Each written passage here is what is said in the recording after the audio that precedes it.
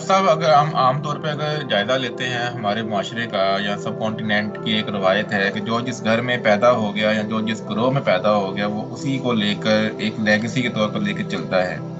तो क्या हम ये कह सकते हैं कि वो शऊर की उस दहलीज पर नहीं पहुंचते या उस फेजिस से नहीं गुजरते जिसका हम आज जिक्र कर रहे हैं, या हम समझते हैं कि वो समझ वो पहुंचते हैं, वो गुजरते हैं, लेकिन वो एक्सेप्ट करने को तैयार नहीं है कि उनकी एक लेगेसी वाबस्ता है, उनका एक ग्रोह है, वो उसको छोड़ने को तैयार नहीं है। अगरचे उन तक वो पैगाम पहुंच चुका है, शऊर की वो उस दहलीज पे खड़े हैं, लेकिन वो एक्सेप्ट करने को या उसको लेकर चलने को तैयार नहीं है कि लोगों का डर है, माशरे का डर है, अपने खानदान का डर है, अपने बड़ों का डर है। तो क्या हम ये कह सकते हैं? जी बिल्कुल ज़िशान भाई, ऐसा हो नहीं सकता कि इंसान को शऊर ना हो, ऐसा नहीं हो सकता, क्योंकि अल्लाह ताला ने ये बात कुरान पाक में वाज़िह बता दी है, फ़अल्हमहा फुजूरहा व तक़वाहा। यानी अल्लाह ताला ये बता रहे हैं कि हर इंसान में शऊर है, अकल है। ऐसा नहीं हो सकता कि उसको शऊर ना हो। हाँ जी, ये अलग बात है कि बहुत सारी चीज़ें उनके ऊपर प्रेशराइज होती हैं, उनका ख़ानदान है, उनका घर है, बीवी बच्चे हैं, यानी पूरा एक मामला होता है। कोई मानता है या नहीं मानता, दिस इज नॉट मैटर, लेकिन उसको शऊर है, उसका ज़मीर उसको कहता है कि ये सही है, ये गलत है।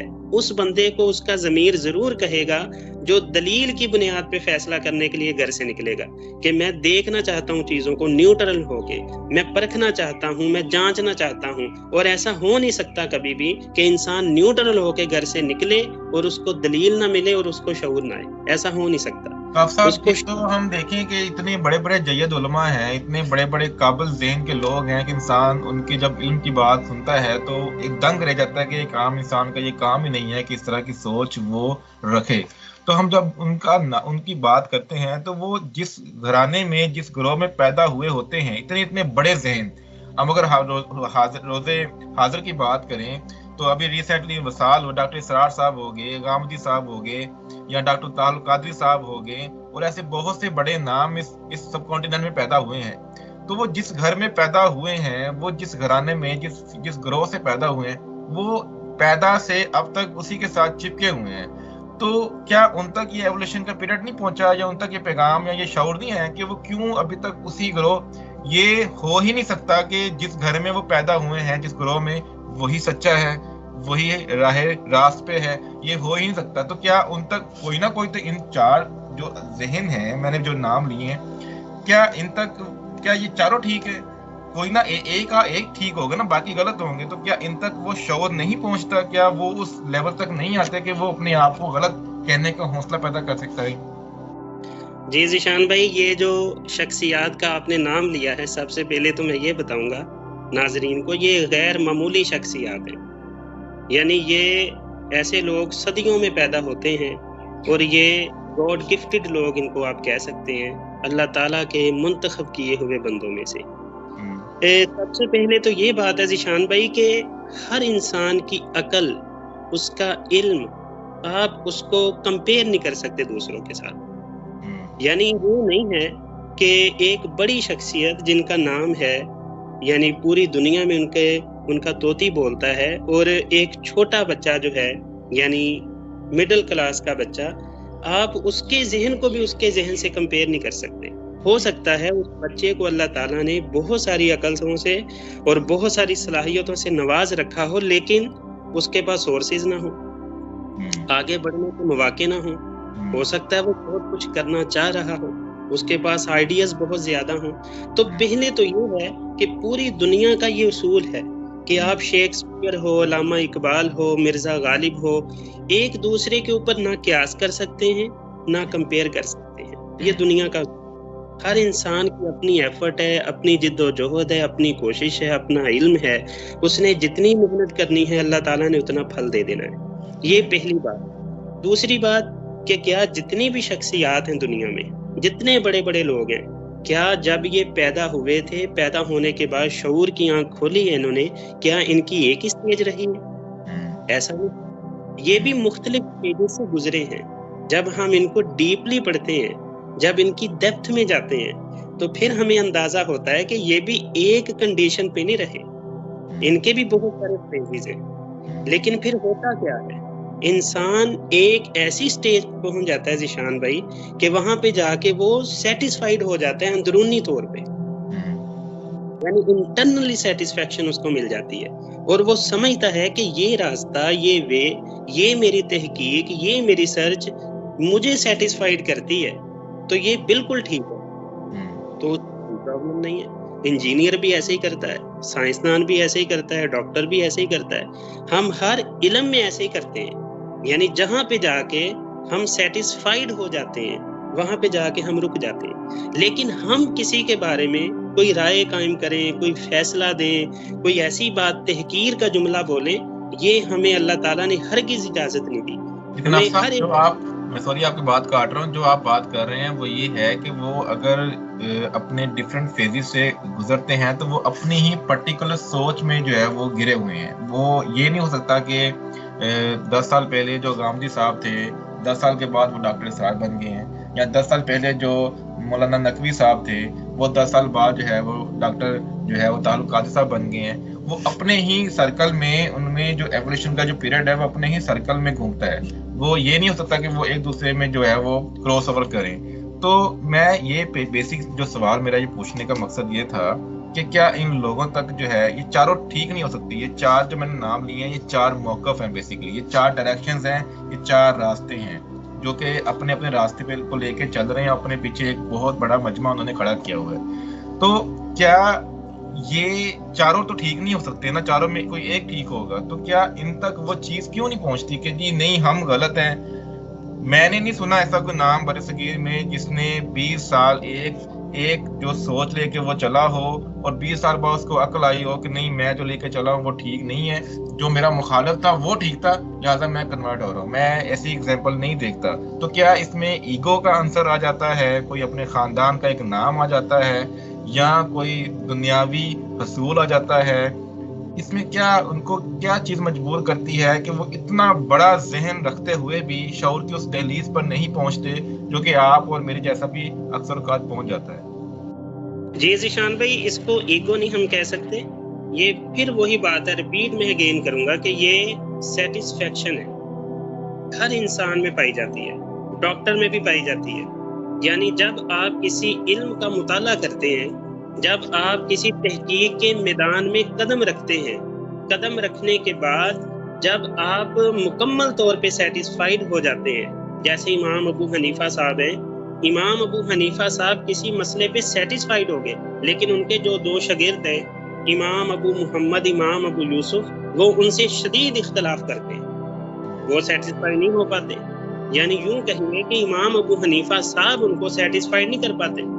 یعنی وہی بات آ جاتی ہے کہ ہر انسان کی عقل، ہر انسان کا علم جو اللہ تعالیٰ نے اس کو دے رکھا ہے، اس کا موازنہ ہی نہیں کیا جا سکتا دوسروں کے ساتھ۔ اب میں آپ کو یہاں پہ ایک چھوٹی سی مثال دیتا ہوں۔ یعنی بہت سارے ڈاکٹر ہیں دنیا میں، بہت سارے انجینئرز ہیں دنیا میں، سائنسدان ہیں، لیکن جب میں بیمار ہوتا ہوں، آپ بیمار ہوتے ہیں، ہم کسی ڈاکٹر کے پاس جاتے ہیں، تو ڈاکٹر ہمیں جو میڈیسن ریکمینڈ کرتا ہے، یعنی اگر ہم اس پہ سیٹسفائیڈ ہو جائیں، یہ فیصلہ بہرحال مجھے ہی کرنا ہے، عوام کو کرنا ہے، ان کو فالو کرنے والوں نے کرنا ہے، کیوں؟ اللہ نے ان کو بھی عقل دے رکھی ہے۔ یعنی ڈاکٹر مجھے، میرے پیٹ میں اگر درد ہے تو مجھے وہ سر درد کی دوائی لکھ دے اور میں وہ کبھی نہیں کھاؤں گا، کیونکہ مجھے اللہ نے عقل دی ہے۔ میں کہوں گا ڈاکٹر صاحب میرے پیٹ میں درد ہے، آپ مجھے سر کی دے رہے ہیں۔ یعنی اللہ تعالیٰ نے اس لیول کا شعور ہر انسان میں رکھا ہے۔ یعنی ہم نے ان کے دلائل دیکھنے ہیں جن کے آپ نام لے رہے ہیں، جن کے موقف آپ نے سامنے رکھے ہیں، یہ پورے ایک سکول آف تھاٹ ہے، مکتبہ فکر ہے۔ جب یہ کوئی بات ہمیں بتائیں گے دین کے حوالے سے، تو ہمارا سب سے پہلا حق کیا ہے کہ ہم ان کو نیوٹرل ہو کے سنیں، کوئی بھی انسان ہے، کیونکہ نبی پاک صلی اللہ علیہ وسلم کے علاوہ ہر انسان سے اختلاف کیا جا سکتا ہے، اس کی بات لی بھی جا سکتی ہے، رد بھی کی جا سکتی ہے۔ تو پھر کیا ہوگا جب ہم ان کو سنیں گے نیوٹرل ہو کے، پھر ہم اپنی عقل استعمال کریں گے اور پھر دیکھیں گے کہ کون، یعنی دلائل کے لحاظ سے کون سا ٹرونگ ہے، دلائل کس کے وزنی ہے، تو جس پہ آپ سیٹسفائیڈ ہو جائیں اس کو مان لیں، اس میں کوئی پرابلم نہیں۔ اصل معاملہ یہ ہے کہ جب ایسے لوگ اپنے دلائل میں قرآن کو ایفیلیٹ کرتے ہیں تو پھر جو سننے والا ہوتا ہے اس کے پاس آپشن نہیں بچتی کہ وہ اپنی سوچ کو ایک پرکھے نا، اس کو سامنے رکھتے ہوئے ان دلائل کا مشاہدہ کرے۔ جب قرآن، وہ کہتے ہیں جی یہ چیز جو میں بیان کر رہا ہوں یہ تو قرآن میں ہے، یہ حدیث میں ہے، یہ تو میرے نبی نے جو ہے وہ بات بولی ہوئی ہے، چاروں لوگ جو ہے وہ یہی کوٹ کرتے ہیں، تو پھر جو سننے والا ہے وہ کنفیوز ہو جاتا ہے کہ بھائی یہ تو قرآن کو کوٹ کر رہے ہیں، تو میں ایسی جسارت کیسے کر سکتا ہوں کہ میں قرآن کو چیلنج کروں۔ نہیں دیکھیں، یہ دنیا گلوبل ویلیج بن گئی ہے، زمین اپنے خزانے کھول چکی ہے، یعنی اب ہم کوئی بیک ورڈ ایریا میں تو رہتے نہیں ہیں کہ اگر کوئی انسان ہمیں کہے کہ قرآن میں لکھا ہے اور ہم کہیں جی ٹھیک ہے، ایسا نہیں معاملہ۔ اگر کوئی کہتا ہے قرآن میں لکھا ہے، حدیث میں آیا ہے، روایت میں ہے، تاریخ میں ہے، تو آج آپ دیکھیں کہ گلوبل ویلیج کا دور ہے، یعنی ایج آف فریڈم ہے۔ آپ گھر آئیں بالکل ریلیکس ہو کے، اپنے دماغ کو ٹھنڈا کر کے، نیوٹرل ہو کے، جس مقام کا انہوں نے حوالہ دیا ہے حضرت صاحب نے، آپ آ کے اس کو اوپن کریں، آ کے اس کو کھولیں، اس کو دیکھیں، اس کو سمجھیں، شعور سے پڑھیں، اور اللہ کے گھر میں بڑی امید ہے کہ حق بات، صحیح بات ایک قاری کے اوپر واضح ہو جائے گی۔ لیکن جب طلسم ہمارے سر پہ یہ سوار ہوتا ہے کہ ہم پرسنالٹی کو ڈیفینڈ کرتے ہیں، ہم شخصیت پسند بن جاتے ہیں، ہم کہتے ہیں کہ اس کے اتنے فالورز ہیں، اس کو اتنے لوگ لائک کرتے ہیں، یہ اتنا بڑا علامہ ہے، یہ اتنی بڑی سٹیج پہ بیٹھا ہے، تو یہ بات کیسے غلط کہہ سکتا ہے؟ یہ جو جملہ ہے کہ کیسے کہہ سکتا ہے، یہ انسان کو تحقیق ہی نہیں کرنے دیتا، یہ انسان کو آگے بڑھنے ہی نہیں دیتا۔ تو جب انسان یہ سوچ لے، ایک نظریہ بنا لے کہ سوائے نبی پاک صلی اللہ علیہ وسلم کی ذات والا صفات کے ہر انسان سے اختلاف کیا جا سکتا ہے، تحقیق کر کے، شعور استعمال کر کے، عقل کو بروئے کار لا کر ہر انسان کے ساتھ ادب کے دائرہ کار میں رہ کر اختلاف کیا جا سکتا ہے۔ اس کی اجازت ہمیں اللہ تعالیٰ نے بھی دی ہے، اور اس کی اجازت ہمیں یعنی تمام اہل علم نے دے رکھی ہے، اس میں کوئی پرابلم نہیں ہے۔ سر جو آپ بات کر رہے ہیں کہ وہ گھر آ کے خود تحقیق کرے، تو جب وہ جس کو سن کے آیا ہے وہ ساتھ میں اس کے گلے میں اگر یہ تلوار فٹ کر دے کہ ایک عام انسان کی جو سوچ ہے، جو اس کی جو ایک نظریہ ہے، یا جو اس کا جو ایک لیول ہے عقل کا، وہ اس قرآن کی لہجے کو، قرآن کی الفاظی کو، قرآن کی بات کرنے کو وہ نہیں سمجھ سکتا، قرآن اس کی سمجھ میں نہیں آئے گا، بلکہ اکثر علماء حضرات یہ بھی کہتے ہیں کہ جو عام انسان اگر قرآن پڑھے گا تو وہ گمراہ ہو جائے گا۔ تو جیسے آپ اگزامپل لیتے ہیں، آپ ڈاکٹر یا انجینئر کی اگزامپل لی ہے، تو اگر ڈاکٹر جا کر ایک کسی بھی ایم بی بی ایس کی کتاب کو پڑھے گا تو اس کی جو سمجھ کا لیول وہ اور ہوگا کہ وہ اس میں اسپیشلائزڈ ہے۔ عام انسان کی سمجھ میں تو نہیں آئے گی نا، جو بھی وہاں پہ ٹرمز اتنی مشکل یوز ہوتی ہیں ایم بی بی ایس کی کتاب میں یا کسی انجینئرنگ کے فارمولے میں، تو وہ عام انسان کی سمجھ میں نہیں آئے گا۔ جو اس میں اسپیشلائزڈ ہوگا وہی اس کو سمجھ سکے گا، پھر وہ اس کو آسان الفاظ میں آگے اپنے طالب علم کو پڑھانے کی یا سکھانے کی یا سمجھانے کی کوشش کرے گا۔ تو اگر عام انسان ہی آ کر گھر میں آپ کو اناٹمی کی کتاب کھول کر وہ اپنے پیٹ کا جو ہے مشاہدہ کرنا شروع کر جائے، یا کسی میڈیسن کا جو کہ یہ میری درد ہو رہی ہے میں اس کا علاج خود ڈھونڈوں گا، میں ڈاکٹر کے پاس نہیں جاؤں گا، تو پھر تو وہ یہ ہو سکتا ہے کہ وہ پیٹ کی جو ہے وہ دوائی لیتے لیتے وہ گلے کی دوائی کھا رہا ہو، تو وہ اس کی سمجھ میں نہیں آئے گا، تو وہ ڈاکٹر کے پاس جائے گا۔ تو اگر قرآن کو سمجھنا ہے آپ نے تو آپ کسی علماء کے پاس ہی جائیں گے، تو علماء نے جس طرح قرآن کو سمجھا ہوا ہے وہ پھر وہی آپ کو فیڈ کرے گا۔ تو ایک عام انسان اتنا کنفیوز ہے، وہ نہ خود کچھ پڑھ سکتا ہے، نہ وہ کسی ڈاکٹر کے یا کسی علماء کے پاس جا سکتا ہے۔ وہ 4-5 موقف جب سنتا ہے اتنے بڑے ذہنوں کے، وہ کنفیوز ہوتا ہے کہ میں کس کو سنوں، کس کو مانوں، میں ان کو مانوں یا نہ مانوں، یا میں خود تحقیق کروں۔ جب وہ خود تحقیق کرتا ہے تو وہ ان سے بھی جو ہے وہ گرا ہوا موقف جو ہے وہ اپنا لیتا ہے، تو اس کی سمجھ میں نہیں آتا، تو وہ کنفیوز ہو چکا ہے، تو وہ کیا کرے؟ ذیشان بھائی، سب سے پہلے تو یعنی کہ جتنی یہ ہماری لوگ ہیں، جتنی یہ عوام ہے، سب سے پہلے تو ان کے ذہنوں سے، ان کے دلوں سے یہ روب، یہ ہیبت، یہ جلال نکال دینا چاہیے۔ یعنی بڑے بڑے لوگ، بڑے بڑے فہامہ، یعنی ان کا طلسم توڑ دینا چاہیے سب سے پہلے۔ تو لوگوں کو یہ شعور دے دینا چاہیے کہ جو انسان بھی بات کر رہا ہے آپ اس کے دلائل کو دیکھیں۔ یہ اللہ تعالیٰ نے ہر انسان کو عقل دی ہے، میں بار بار عرض کر رہا ہوں کہ ہر انسان کو اتنا شعور اللہ نے دیا ہے کہ جب وہ دلائل سنے گا اس کو سمجھ آ جائے گی بات کی۔ اس کا ضمیر، اس کی عقل اس کو ضرور کہے گی کہ یہ دلائل سٹرونگ ہے، یہ نہیں ہے. یہ اللہ تعالیٰ نے انسان کو عقل دی ہے، اس کا انکار ہی نہیں ہو سکتا. یہاں تو آپ دور کی بات ہے، یعنی کہ بڑے بڑے جو لوگ ہیں، یہ جو آپ نے نام لیے ہیں، یہ تو بہت بڑے لوگ ہیں، اسکول آف تھاٹ ہے پورا اپنی ذات میں ایک. یہاں تو اسٹوڈنٹ کو ٹیچر سے اختلاف نہیں کرنے دیا جاتا جی. یعنی آپ کبھی اسکول میں، کالج میں اختلاف کر کے دکھائیں مجھے اپنے ٹیچر کے ساتھ، اگلے دن ہی انہوں نے کہنا آپ کو اور ہی نگاہوں سے دیکھتے ہیں لوگ. بلکہ لوگوں کو تھوڑے ٹیچر نے کہنا ہے آپ کو کہ آپ کون سی مخلوق سے آئے ہو، یعنی آپ الگ جاؤ کسی اور اسکول میں پڑھو، تم مجھے چیلنج کرتے ہو. یعنی بچے کی صلاحیت کو تو ہم خود دبا رہے ہیں. وہ یعنی ایک عام جملہ بھی بولا جاتا ہے نا کہ تمہاری اتنی عمر نہیں ہے جتنا میرا تجربہ ہے. جتنا میرا تجربہ ہے. تو میں پہلے ہی عرض کر چکا ہوں کہ تجربے کا تعلق، علم کا تعلق، اس کو کمپیئر ہی نہیں کر سکتے آپ. یعنی چھوٹے بچے کے پاس جو علم ہو سکتا ہے وہ 60 سالہ بوڑھے کے پاس علم نہ ہو. لیکن بات کرنے کا مقصد کیا ہے کہ ہم نے ان کی خوبیوں کو، ان کی صلاحیتوں کو، ان کے جذبے کو ہم نے کچل ڈالا ہے. یعنی ہم بچوں کے اندر یہ اویئر ہی پیدا نہیں کرتے کہ بیٹا کویسچننگ کرتے ہیں، دلائل پوچھتے ہیں. یعنی کوئی بھی علم ہو، یہ ضروری نہیں، مذہب، دین، اسلام کے علم کو ایک سائڈ پہ کرتے تھوڑی دیر کے لیے آپ. یعنی دنیا کا علم بھی ہم اسی طریقے پہ حاصل نہیں کرتے. دنیا کا علم ہم کہتے ہیں کہ جو استاد نے کہہ دیا ہے آمین ہے، یعنی جو وائٹ بورڈ پہ لکھ دیا ہے، جو ہمیں انہوں نے بتا دیا ہے، جو انہوں نے کر دیا ہے، وہ ہمارے لیے قابل قبول ہے. یعنی ہم نہ زحمت گوارا کرتے ہیں تحقیق کرنے کی، اور نہ زحمت گوارا کرتے ہیں ٹیچر سے پوچھنے کی.